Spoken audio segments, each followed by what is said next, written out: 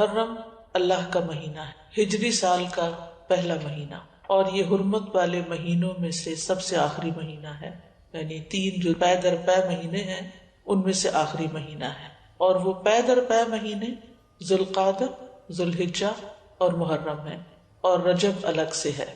مہینوں کی گنتی کے بارے میں سورۃ التوبہ میں اللہ سبحانہ وتعالیٰ ارشاد فرماتے ہیں، بے شک مہینوں کی گنتی اللہ کے نزدیک اللہ کی کتاب میں 12 مہینے ہیں، جس دن اس نے آسمان اور زمین کو پیدا کیا، یعنی اس دن سے اللہ نے 12 مہینے بنائے، منہا اربعۃ حرم، ان میں سے 4 حرمت والے ہیں، اور ان مہینوں میں خاص طور پر اپنی جانوں پر ظلم نہ کرو، اس کا حکم دیا گیا۔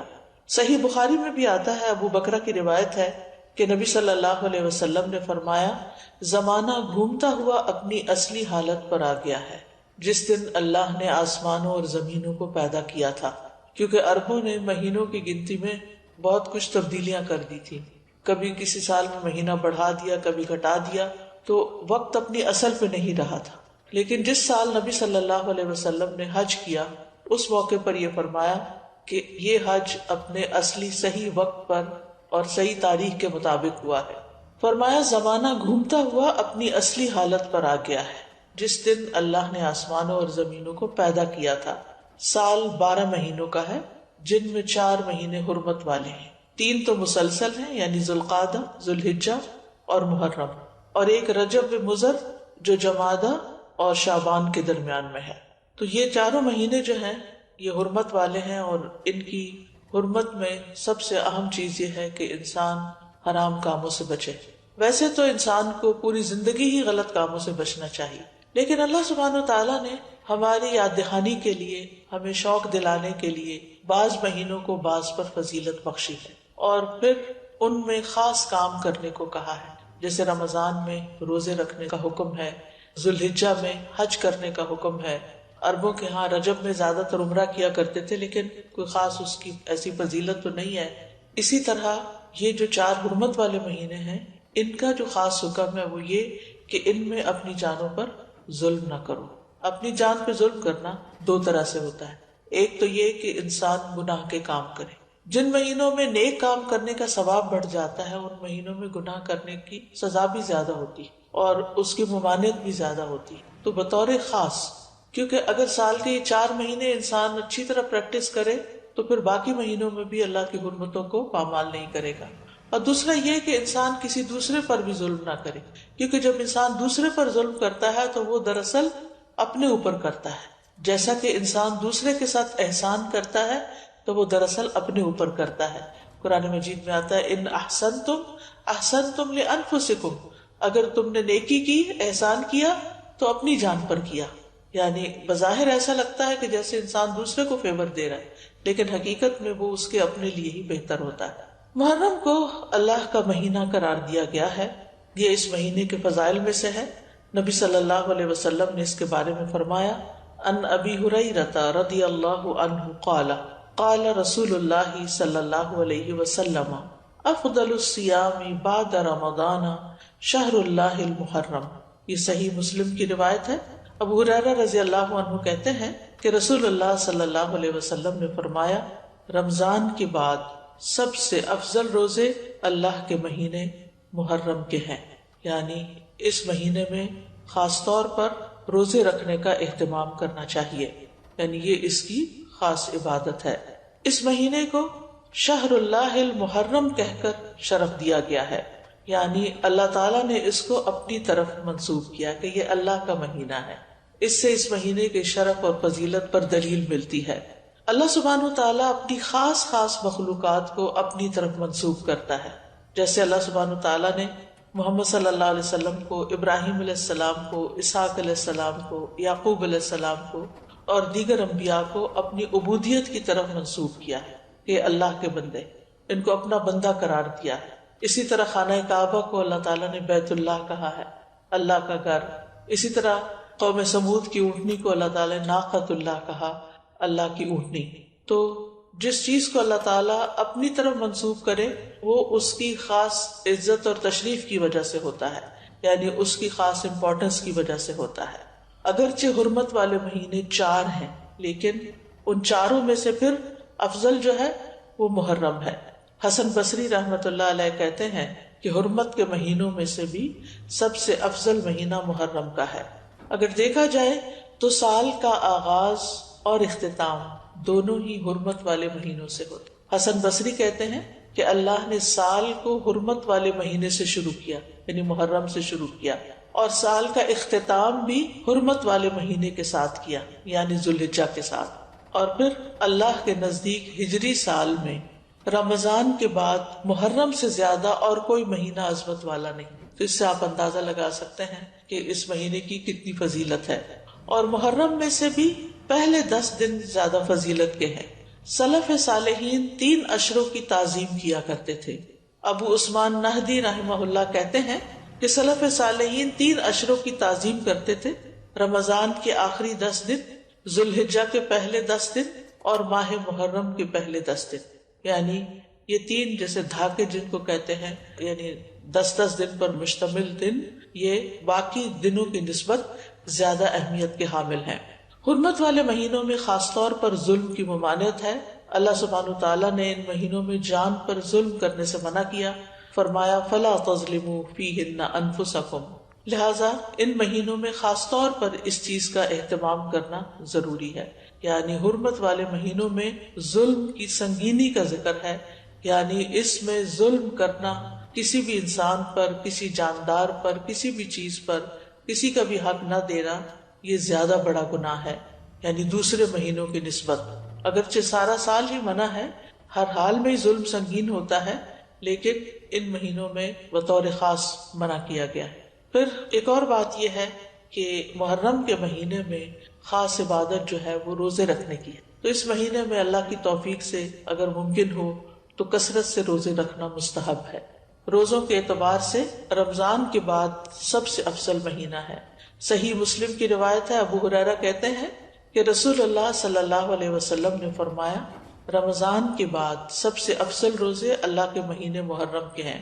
ابن رجب کہتے ہیں کہ یہ حدیث اس معنی میں واضح اور صریح ہے کہ رمضان کے بعد نفلی روزوں میں افضل ترین روزے اللہ کے مہینے محرم کے روزے ہیں، اور یہ سب نفلی روزے ہیں۔ فرض روزوں سے پہلے محرم میں روزے رکھے جاتے تھے، پھر جب فرض روزے رمضان میں ہو گئے تو پھر محرم کے روزے جو ہیں وہ نفلی ہو گئے۔ نبی صلی اللہ علیہ وسلم صرف شعبان میں کثرت سے روزے رکھتے تھے۔ عائشہ رضی اللہ تعالی عنہا روایت کرتی ہیں کہ نبی صلی اللہ علیہ وسلم شعبان کے مہینے سے زیادہ کسی اور مہینے میں نفلی روزے نہیں رکھتے تھے۔ مطلب آپ نے محرم کا سارا مہینہ روزے نہیں رکھے یا شعبان سے زیادہ نہیں رکھے۔ اسی طرح صحیح بخاری کی روایت ہے، ابن عباس کہتے ہیں نبی صلی اللہ علیہ وسلم نے رمضان کے سوا کبھی پورا 1 مہینہ روزے نہیں رکھے۔ تو اگرچہ اس مہینے کے روزے افضل ہیں، لیکن پورا مہینہ رکھنے کی ضرورت نہیں ہے۔ آپ روزے رکھتے حتیٰ کہ کہنے والا کہتا واللہ آپ کبھی افطار نہیں کریں گے، یعنی مسلسل رکھتے چلے جاتے تھے، اور افطار کرتے یعنی چھوڑ دیتے روزے رکھنا حتیٰ کہ کہنے والا کہتا اللہ کی قسم آپ کبھی روزے نہیں رکھیں گے۔ تو اس میں آپ کا جو پیٹرن تھا تسلسل کے ساتھ روزے رکھنے کا، وہ ہمیشہ کے لیے نہیں ہوتا تھا۔ اور یہ کیوں نہیں کیا آپ نے؟ اس لیے نہیں کہ آپ کے اندر طاقت نہیں تھی، اس لیے کہ امت کے لیے مشکل نہ ہو، کیونکہ امت میں بہت سارے لوگ ایسے ہوتے ہیں جو نبی صلی اللہ علیہ وسلم کی ہر بات کو کاپی کرنا چاہتے ہیں، ہر سنت کی پیروی کرنا چاہتے ہیں، تو پھر یہ چیز مشکل ہو جاتی۔ اب سوال یہ پیدا ہوتا ہے کہ نبی صلی اللہ علیہ وسلم محرم کی بجائے شعبان میں کثرت سے روزے کیوں رکھتے تھے؟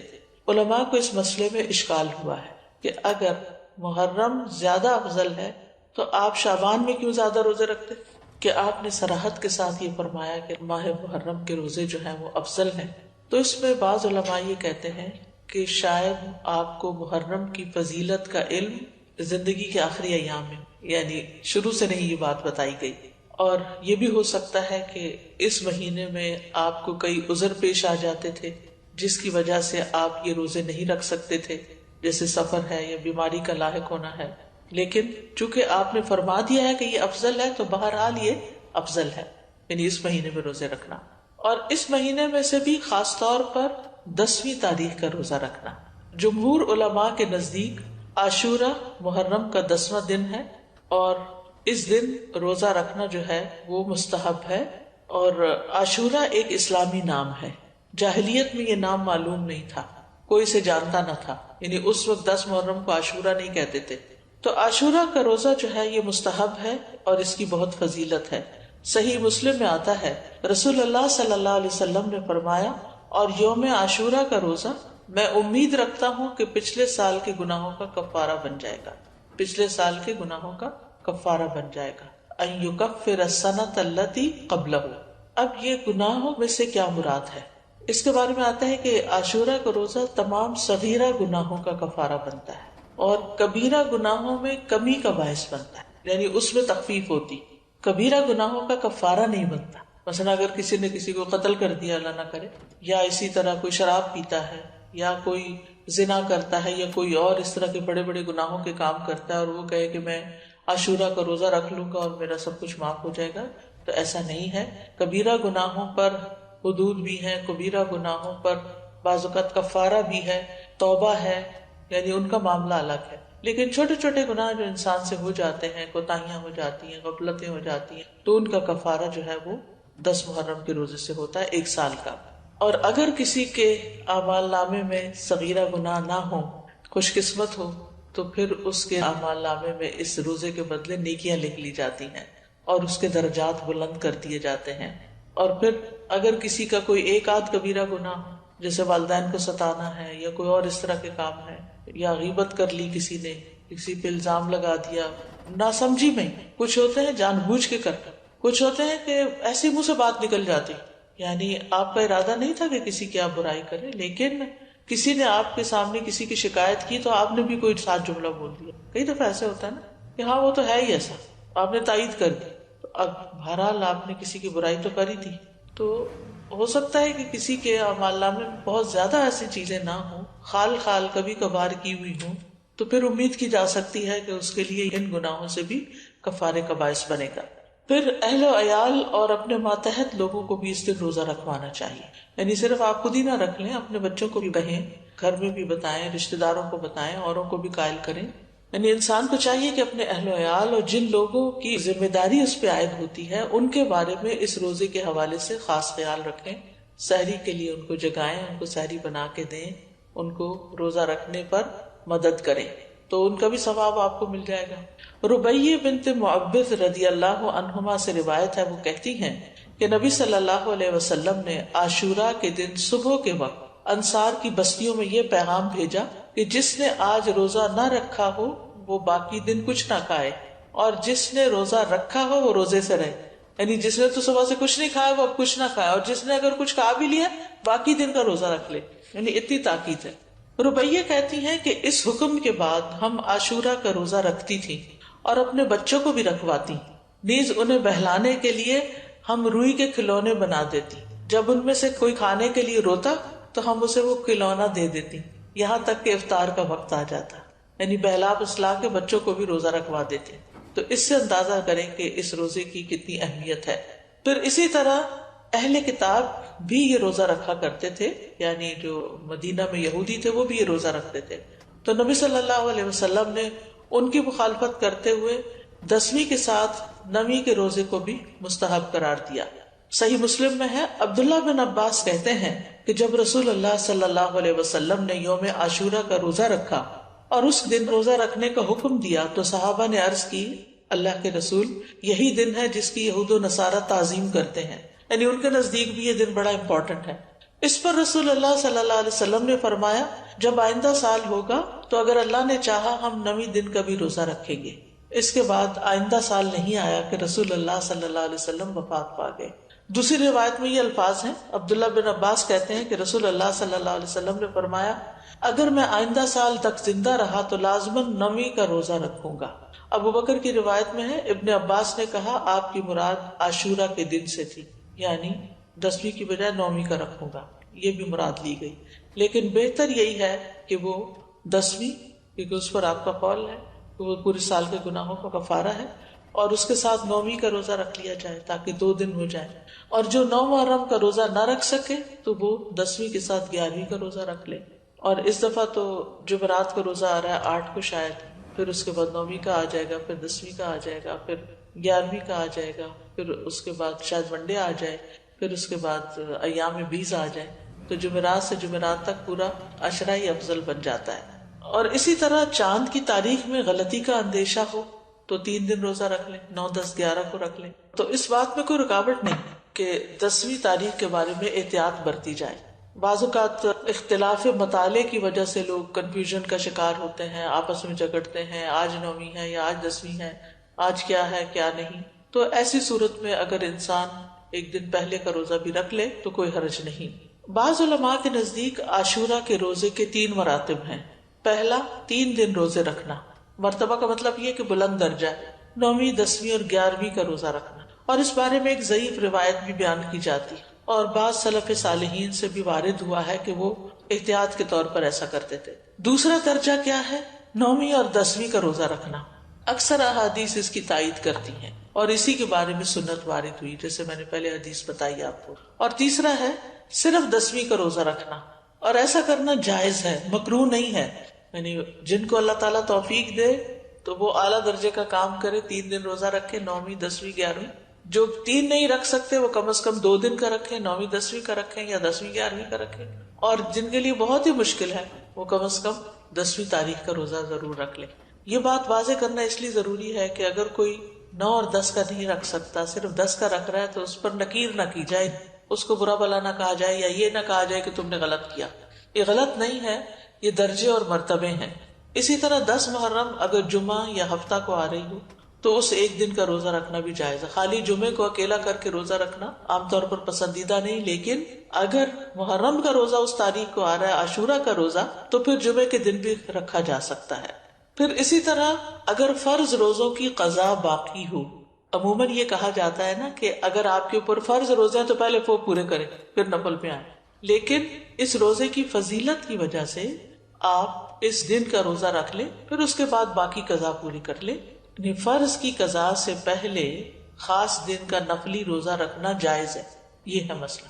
یعنی اگر کسی نے ابھی فرض پورے نہیں کیے تو نفلی سے محروم نہ رہے. یہ روزہ اس لیے رکھنا چاہیے کہ یہ خاص دن کا روزہ ہے، جبکہ رمضان کے روزوں کی قضا کی جو مدت ہے اس میں بہت وسعت ہے، اس کی بریکٹ بڑی ہے. بعض علماء کے نزدیک عاشورہ کے روزے کو فرض کی نیت سے رکھا جا سکتا ہے، یعنی قضا بھی رکھی جا سکتی ہے. یعنی 9ویں 10ویں کا اگر وہ قضا کے اس میں رکھ سکتا ہے، لیکن یہ بعض کی رائے ہے. وہ کہتے ہیں کہ قضا صحیح ہوگی اور ساتھ ہی 10ویں تاریخ کو روزہ رکھنے کا ثواب بھی ہو جائے گا. یہ شیخ ابن عثیمین کا فتویٰ ہے، ان کے خیال میں ایسا کیا جا سکتا ہے. لیکن افضل یہی ہے کہ عاشورہ کا روزہ نفل نیت سے ہی رکھا جائے، فرض کو اس میں مکس نہ کیا جائے، اور 10ویں کے علاوہ جو باقی دن ہیں ان میں اپنے قضا روزے ادا کر لے انسان. لیکن 9 اور 11 کا روزہ قضا کی نیت سے رکھنا جائز ہے. سمجھ گئے؟ یعنی 10ویں کا روزہ قضا کی نیت سے نہ رکھے، لیکن 9ویں اور 11ویں کا رکھ لے، کیونکہ 9ویں اور 11ویں کے روزے کی کوئی خاص فضیلت نہیں بتائی گئی. پھر اسی طرح حالت سفر میں اگرچہ روزہ رکھنا منع ہے، لیکن اگر مشقت نہ ہو تو عاشورہ کا روزہ سفر میں بھی رکھا جا سکتا ہے. یعنی اگر آپ ٹریول کر رہے ہیں تو بھی آپ روزہ رکھ سکتے ہیں. لیکن حائضہ اور نفاس والی عورت کے لیے عاشورہ کا روزہ رکھنا منع ہے، جیسے رمضان کے روزے رکھنا منع ہے. رمضان کے روزوں کی قضا ہے لیکن عاشورہ کے روزے کی قضا نہیں ہے. یعنی اگر کسی خاتون سے عاشورہ کا روزہ چھٹ گیا ہے شرعی عذر کی وجہ سے، پیریڈز کی وجہ سے یا نفاس کی وجہ سے، تو ایسی صورت میں اس کو محرم کے کسی اور دن عاشورہ کا روزہ رکھنے کی ضرورت نہیں ہے. محرم کے روزے ویسے ہی افضل ہیں تو وہ روزہ رکھ لے. ابو موسیٰ سے روایت ہے، وہ کہتے ہیں رسول اللہ صلی اللہ علیہ وسلم نے فرمایا، جب آدمی بیمار ہوتا ہے یا سفر کرتا ہے تو وہ جس قدر عبادات بحالت اقامت اور دوران صحت میں کرتا تھا اس کے لیے وہ سب لکھ دی جاتی ہیں. یعنی اگر ایک خاتون ہے ہر سال روزہ رکھتی ہیں عاشورہ کا، لیکن اس سال وہ شرعی عذر کی وجہ سے نہیں رکھ سکتی، تو بعض اوقات پریشان ہونے لگتے ہیں، وہ کمپلین کرنے لگتے ہیں، کیا بنے گا، کیا ہو گیا، یہ کیوں ہو گیا، وہ کیوں ہو گیا. نہیں، یہ تو اللہ کی طرف سے ہے عذر. کوئی بھی خاتون خود اپنے ایام تو نہیں شروع کر سکتی، تو ایک فطری طریقہ ہے، اور اس کو اپنے وقت پر ہی جب اللہ کا حکم ہوتا ہے شروع ہونا ہوتا ہے. تو ایسی صورت میں اس کو یہ تسلی رکھنی چاہیے کہ میں نے صحت کی حالت میں جو روزے رکھے ہیں، انشاءاللہ اگر اس دفعہ میں عذر کی وجہ سے نہیں رکھ سکتی تو اللہ تعالیٰ مجھے اس کا بھی اجر دے دے گا. اس سے ایک بات یہ پتہ چلتی ہے کہ صحت کی حالت میں انسان کو جتنی نیکیاں ہو سکے کر لینی چاہیے تاکہ بیماری کے دنوں میں ان کا اجر لکھا جاتا رہے. یعنی انسان کو صحت کی حالت میں نیکیوں کا حریص ہونا چاہیے، اپنے معمولات بنانے چاہیے. یہ نہیں ہے کبھی کچھ کر لیا کبھی کچھ کر لیا، نہیں. جیسے انسان کوشش کر کے جیسے تہجد کی عادت ڈالے، صلاۃ الضحیٰ کی عادت ڈالے، دن میں اذکار کرنے کی عادت ڈالے، اپنی تلاوت کی عادت ڈالے. یعنی ہر روز ایک مخصوص حصہ جو ہے ورد یومی جس کو کہتے ہیں، وہ ہر صورت اپنا ادا کرنے کی کوشش کرے. نمازوں کے بعد کی سنتوں کی پابندی کرے. تو پھر اگر وہ بیمار ہو جاتا ہے اور بیٹھ کے نماز پڑھ رہا ہے اور اشاروں سے پڑھ رہا ہے تو انشاءاللہ جو وہ اپنی صحت کے دنوں میں جیسے وہ پڑھا کرتا تھا اس کے مطابق اس کو اجر مل جائے. تو صحت کو بیماری سے پہلے غنیمت جانے اور اس میں اچھی عادتیں اپنائیں، دینی اعتبار سے بھی سستی نہ کریں کہ انسان اور کاموں میں لگا رہے اور نمازوں کی پرواہ نہ کرے یا عبادات سے غافل رہے تو صرف دنیا کے پیچھے بھاگتا رہے. نہیں، عام دنوں میں صحت کے دنوں میں انسان پابندی کرے تاکہ اس کا اجر محفوظ ہو جائے. کیونکہ اگر کوئی زندہ رہتا ہے تو بڑھاپا تو آنا ہی آنا ہے اور بڑھاپے کی کمزوریاں بھی لاحق ہونی ہے. یہ الگ بات ہے کہ کچھ لوگوں کو اللہ سبحانہ وتعالیٰ ایسی توفیق دیتا ہے کہ وہ بڑھاپے میں بھی اپنی عبادت جاری رکھتے ہیں، بلکہ وہ جوانی سے بھی زیادہ اس میں عبادت کرتے ہیں کہ اب فرصت ہوگی، فراغت ہوگی، اور یہ اللہ ہی کی توفیق سے ہوتا ہے. تو عام دنوں میں جو کی جانے والی عبادت ہے اس کو انسان شوق سے کرے، پابندی کے ساتھ کرے، چھوٹی چھوٹی باتوں پر ان چیزوں کو چھوڑ نہ دے. عاشورہ کا روزہ پہلے فرض تھا، بعد میں اس کی فرضیت منسوخ ہو گئی تھی، مستحب ہو گیا تھا. حضرت عائشہ کہتی ہیں کہ رمضان کے روزے فرض کیے جانے سے پہلے رسول اللہ صلی اللہ علیہ وسلم عاشورہ کے روزے کا حکم دیا کرتے تھے. اس کے بعد جب رمضان کا مہینہ فرض کر دیا گیا تو جو چاہتا عاشورہ کے دن روزہ رکھ لیتا اور جو چاہتا نہ رکھتا. نبی صلی اللہ علیہ وسلم نے اس دن کو روزہ رکھنے کو پسند کیا، اسی لیے اس کو مستحب کہا جاتا ہے، پسندیدہ کہا جاتا ہے. معاویہ بن ابی سفیان کہتے ہیں میں نے رسول اللہ صلی اللہ علیہ وسلم سے اس دن کے بارے میں سنا. آپ فرما رہے تھے یہ عاشورہ کا دن ہے، اللہ نے تم پر اس کا روزہ فرض نہیں کیا، میں روزے سے ہوں، تم میں سے جو اس کا روزہ رکھنا پسند کرے وہ روزہ رکھے اور جو روزہ نہ رکھنا چاہے وہ نہ رکھے. یعنی نفلی روزہ ہے، اس لیے اگر کوئی نہیں رکھنا چاہتا تو میں اس کو پابند نہیں کرتا. تو فرض فرض ہے اور نفل نفل ہے. لیکن آپ جانتے ہیں کہ نوافل کے ادا کرنے سے بھی انسان اللہ کی محبت پاتا ہے. پھر ایک اور روایت کے مطابق آپ نے اس دن روزہ رکھنے کے بارے میں لوگوں کو اختیار دیا تھا.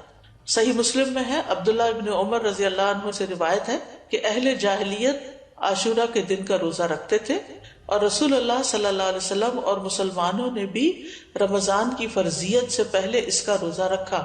اس کے بعد رمضان فرض کر دیا گیا تو رسول اللہ صلی اللہ علیہ وسلم نے فرمایا عاشورہ بھی اللہ کے دنوں میں سے ایک دن ہے، جو چاہے اس کا روزہ رکھ لے اور جو چاہے چھوڑ دے. لیکن یہ یاد رکھیے کہ عرفہ کا روزہ عاشورہ کے روزے سے افضل ہے. ابھی پچھلے مہینے جو عرفہ کا روزہ رکھا گیا تھا 9 تاریخ کا روزہ، وہ 2 سال کے گناہوں کا کفارہ ہے، جبکہ محرم کا روزہ جو ہے وہ 1 سال کے گناہوں کا کفارہ ہے. اس کی حکمت کے بارے میں کہا جاتا ہے کہ 10ویں محرم کا روزہ موسیٰ علیہ السلام کی طرف منسوب ہے اور عرفہ کا روزہ نبی صلی اللہ علیہ وسلم کی طرف منسوب ہے. جیسا کہ آپ جانتے ہیں کہ موسیٰ علیہ السلام کو اللہ تعالیٰ نے اس دن فرعون سے نجات دی تھی جب وہ سمندر پار کر آئے تھے بنی اسرائیل کے ساتھ، تو اس کے لیے شکرانے کے طور پر بنی اسرائیل اس کا روزہ رکھا کرتے تھے. اور یہ ہماری شریعت کے خصائص میں سے ہے کہ نبی صلی اللہ علیہ وسلم کی طرف جو چیز منسوب ہو آپ کی برکت کی وجہ سے اس کا اجر زیادہ کر دیا جاتا ہے. ویسے بھی اس امت کے اجر باقی امتوں کے مقابلے میں زیادہ ہے. اسی طرح کچھ اور وجوہات بھی بتائی گئی ہیں اور یہ کہا جاتا ہے کہ عرفہ کا دن جو ہے وہ حرمت کے مہینوں میں سے درمیانی مہینے میں، اس سے پہلے بھی حرمت والا مہینہ، اس کے بعد بھی. یہ ایک رائے ہے. ایک قول یہ ہے کہ 10ویں محرم کو اللہ نے موسیٰ علیہ السلام پر اپنی نعمت کو مکمل کیا، انہیں ان کے دشمن سے نجات دی. اور عرفہ کے دن اللہ نے اپنے رسول محمد صلی اللہ علیہ وسلم پر رسالت مکمل کر کے ان پہ انعام فرمایا. الیوم اکملت لکم دینکم واتممت علیکم نعمتی ورضیت لکم الاسلام دینا. اور دین میں حاصل ہونے والی مکمل نعمت جسم میں حاصل ہونے والی مکمل نعمت سے زیادہ افضل ہے. یعنی بنی اسرائیل کو نعمت ملی تھی جسمانی آزادی کی، جو فرعون نے ان کو غلام بنا رکھا تھا، اور محمد صلی اللہ علیہ وسلم کی امت کو کامل دین ملا اس دن. تو دین جو ہے وہ جسم سے افضل ہے، دینی نعمتیں، روحانی نعمتیں جسمانی نعمتوں سے افضل ہوتی ہیں، لیکن ہم عام طور پر جسمانی نعمتوں کے حصول کے لیے زیادہ کوشش بھی کرتے ہیں اور زیادہ ایکسپرٹیز حاصل کرتے ہیں۔ پھر اسی طرح اس مہینے کے روزے ہوں یا عرفہ کا روزہ ہو یا رمضان کا روزہ ہو، روزوں کے اپنے جسمانی اور نفسیاتی فوائد ہیں اور بعض اوقات انسان کی عقل سے باہر ہے۔ کوشش ہمیں یہی کرنی چاہیے کہ کوئی مہینہ ایسا نہ گزرے کہ جس میں ہم کم از کم ایک روزہ نہ رکھیں یا 3 دن کے روزے نہ رکھیں، کیونکہ ہر مہینے میں 3 دن کے روزے جو ہیں وہ سینے کا وحر دور کرتے ہیں۔ عمرو بن شرحبیل سے سنن نسائی کی روایت ہے، نبی صلی اللہ علیہ وسلم سے کہا گیا کہ ایک آدمی ہمیشہ روزے رکھتا ہے، آپ نے فرمایا کاش وہ کبھی کھانا نہ کھاتا اور مر جاتا، یعنی پسند نہیں کیا نا آپ نے اس بات کو۔ لوگوں نے عرض کیا 2/3 دنوں کے روزے کیسے ہیں؟ 2/3 یعنی ایک مہینے کا 2/3۔ آپ نے فرمایا یہ بھی بہت زیادہ ہے۔ انہوں نے کہا نصف دنوں کے، آپ نے فرمایا یہ بھی زیادہ ہے، 2/3 نے 20 دن روزے اور 1/3 10 دن کے روزے۔ پھر فرمایا میں تمہیں وہ روزے نہ بتاؤں جو سینے کا کینہ دل کے مفاسد دور کرنے کے لیے کافی ہیں؟ ہر ماہ میں 3 دن کے روزے، تو ہر ماہ میں 3 دن کے روزے ایام 20 کے روزے ہو سکتے ہیں، یا آپ سوموار جمعرات میں سے کوئی ہر ہفتے ایک کر کے، ویسے تو 4 ہفتے بنتے لیکن 3 ہفتے لے لیجئے اور ایک روزہ ان دنوں میں سے کسی دن رکھ لیجئے۔ ہر مہینے کے 3 روزوں کا جو اجر ہے وہ بہت زیادہ ہے، زمانے بھر کے روزوں کا اجر لکھا جاتا ہے، یعنی ایک روزہ 10 کے برابر ہے، 10 دن، یعنی مہینے میں 3 عشرے ہوتے ہیں، تو آپ نے 3 روزے رکھے تو وہ 3 عشروں کے برابر ہو گئے، تو سارا سال آپ ایسا کر رہے ہیں تو گویا آپ پوری زندگی روزے سے ہی ہیں۔ پھر یہ کہ نفس سے شیطان کے وسوسے کو ختم کرا ہے، سبحان اللہ۔ روزہ جو ہے یہ وحر دور کرتا ہے، یہ جو وسوسے ہمیں ستاتے ہیں نا، بعض اوقات نعوذ باللہ اللہ تعالیٰ کے بارے میں کوئی ایسی بات ذہن میں ڈال دیتا ہے، کوئی رسول اللہ صلی اللہ علیہ وسلم کے بارے میں، دین کے بارے میں، قرآن کے بارے میں، انسانوں کے بارے میں۔ شیطان کا تو کام ہی وسوسے ڈالنا ہے۔ من شر الوسواس الخناس الذی یوسوس فی صدور الناس من الجنۃ والناس۔ تو روزہ رکھنے سے شیطان کے وسوسوں سے نجات ملتی ہے۔ شیطان جسم میں خون کی طرح دوڑتا ہے، تو جب ہم زیادہ کھاتے پیتے ہیں، ہماری سرکولیشن زیادہ ہوتی ہے تو اس کی بھی ایکٹیویٹی زیادہ ہوتی ہے، اور جب ہم روزہ رکھتے ہیں تو وہ رگیں تنگ ہوتی ہیں اور شیطان کو تنگی ہوتی ہے تو وہ اپنا کام بہتر طور پہ نہیں کر سکتا۔ پھر اسی طرح یہ بھی آتا ہے کہ یہ روزے دار کے دل کو کینے، بغض سے اور عداوت سے پاک کر دیتے ہیں۔ بعض اوقات انسان اپنے آپ سے ہی پریشان اور تنگ ہوتا ہے کہ کچھ لوگوں کے بارے میں اس کے دل میں جو غصہ یا غضب ہوتا ہے وہ نکلتا نہیں۔ اسی ہفتے ہم نے سورۃ محمد میں اللہ یخرج اللہ اضغانکم، ضغن کی بات پڑھی اور ضغن کی تعریف بھی پڑھی کہ ایسی نفرت جو انسان دل سے نہ نکال سکے، یعنی وہ دل کے اندر رہے۔ کسی انسان نے کبھی زندگی میں آپ سے کوئی زیادتی کر لی، انسان ہونے کے ناطے زیادہ ہی زیادتی کر لی، اب وہ آپ کو کبھی بھولتی نہیں، اور آپ بار بار اپنے آپ کو یہ یاد دلاتے ہیں میں تو اس کو کبھی بھول نہیں سکتی، اس کو میں نہیں بھول سکتی، یہ تو میرے حافظے سے جاتا ہی۔ اچھا پھر کیا ہوتا ہے؟ بیٹھے بیٹھے بھی اگر آپ کو وہ دکھ یاد آئے تو آپ رونا شروع کر دیتے اور آپ پریشان ہوتے ہیں۔ تو ایسے سارے بوجھ اتار دینے چاہیے دل سے، یعنی بجائے اس کے کہ انسان ان کو پالے اور غمگین رہے اور پریشان رہے، ہلکا پھلکا رہے۔ لیکن یہ اتنا آسان نہیں ہے۔ اس میں ایک تو یہ ہے کہ انسان اپنے آپ کو پازیٹیو سٹروکس دے کہ میں نے معاف کر دیا، میں معاف کر دوں گی، میں اپنے دل سے نکال دوں گی، مجھے اس سے کچھ لینا دینا نہیں، مجھے اس کا بدلہ نہیں لینا، میں اس کو معاف کر رہی ہوں، اللہ مجھے معاف کر دے، میں اپنے دل سے نکال رہی ہوں۔ یعنی باقاعدہ پھر وہ امیج بنتے ہیں کہ نکال دیا نکال دیا نکال دیا، اور اس میں روزے آپ کو مدد دیں گے کہ آپ ان مصیبتوں سے باہر نکلیں۔ پھر یہ روزے دل کو نرم کرتے ہیں، سختی ختم کرتے ہیں، پریشانی اور کدورت کو دور کرتے ہیں، سینے کو خوشی سے بھر دیتے ہیں۔ یعنی انسان کے جسم کے اندر کچھ ہارمونز ایسے پروڈیوس ہوتے ہیں کہ جو اس کی تکلیف کو دور کرتے ہیں، نہ صرف جسمانی بلکہ اس کے ساتھ ساتھ پریشانی بھی دور ہوتی ہے۔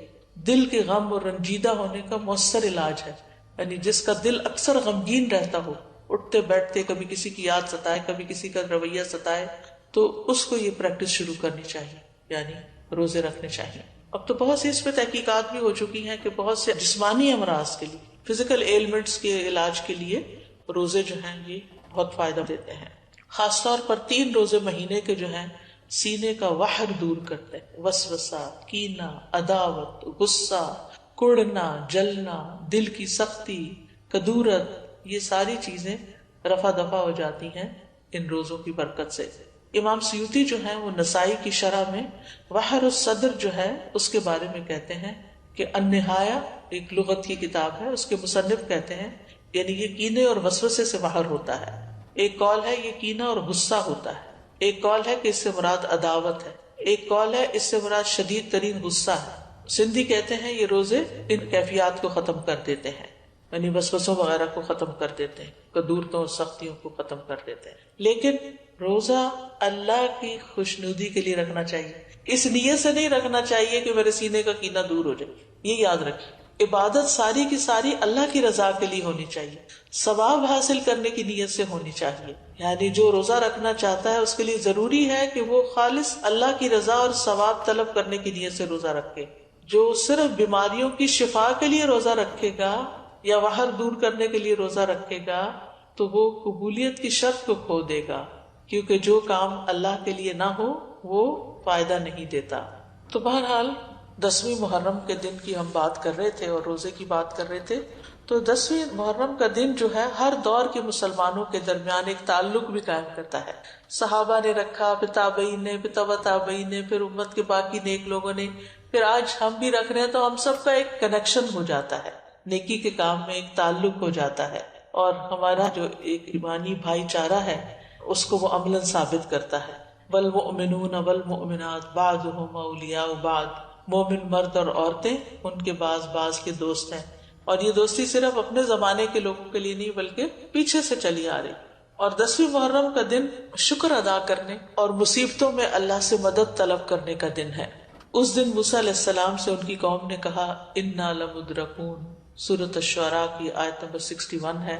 تو موسیٰ علیہ السلام نے جواب دیا کلا ان معی ربی سیہدین، ہرگز نہیں، بے شک میرے ساتھ میرا رب ہے، وہ مجھے ضرور راستہ بتائے گا، وہ میری مدد کرے گا.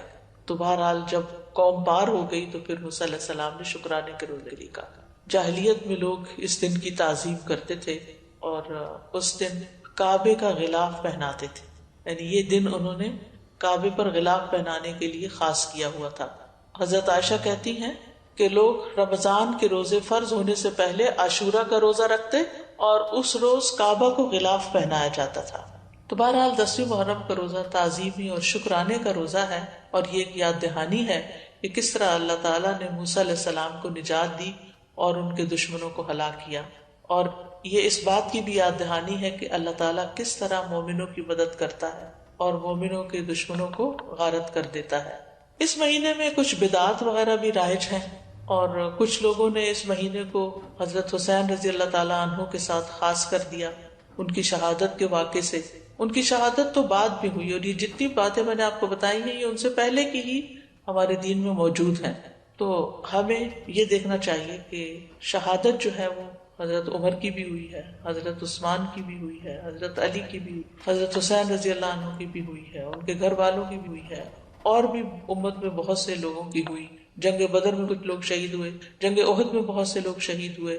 تو شہادت تو ایک بہت اعلیٰ درجے کا مقام ہے، اور جو اللہ تعالیٰ کے پاس شہید ہو کر پہنچتے ہیں یستبشرون بنعمت من اللہ، وہ اللہ کی نعمتیں جو ان کو وہاں ملتی ہیں ان پر خوش ہوتے ہیں. تو اس لیے ہمیں ان کے لیے دعا کرنی چاہیے، لیکن دین میں ایسے کام نہیں کرنے چاہیے جو نبی صلی اللہ علیہ وسلم نے نہیں کیے، بلکہ ان سے منع بھی کیا. آپ صلی اللہ علیہ وسلم نے فرمایا وہ شخص ہم میں سے نہیں جو اپنے رخسار پیٹے، کپڑے پاڑے اور جاہلیت کی باتوں کی طرح باتیں کرے. مومن مصیبت کے وقت صبر کرتا ہے، اجر کی نیت رکھتا ہے، تقدیر پہ راضی رہتا ہے. تو اس دن کو نہ ہی جشن کا دن بنانا چاہیے اور نہ ہی غم کا دن بنا لینا چاہیے، بلکہ وہ کرنا چاہیے جس کی ہمیں قرآن و سنت سے تعلیم ملتی ہے. بس دعا ہے کہ اللہ تعالی ہمیں روزے رکھنے کی توفیق عطا فرما دے، کیونکہ واقعی یہ ایک بڑا جہاد ہے نفس سے، اور خاص طور پر جب انسان بیمار ہو جاتا ہے تو اس صورت میں اور بھی مشکل ہو جاتا ہے، اور جو عمر بڑھتی جاتی، لیکن اگر عادت پڑ جائے تو پھر انسان کے لیے آسان ہو جاتا ہے. وآخر دعوانا ان الحمد للہ رب العالمین.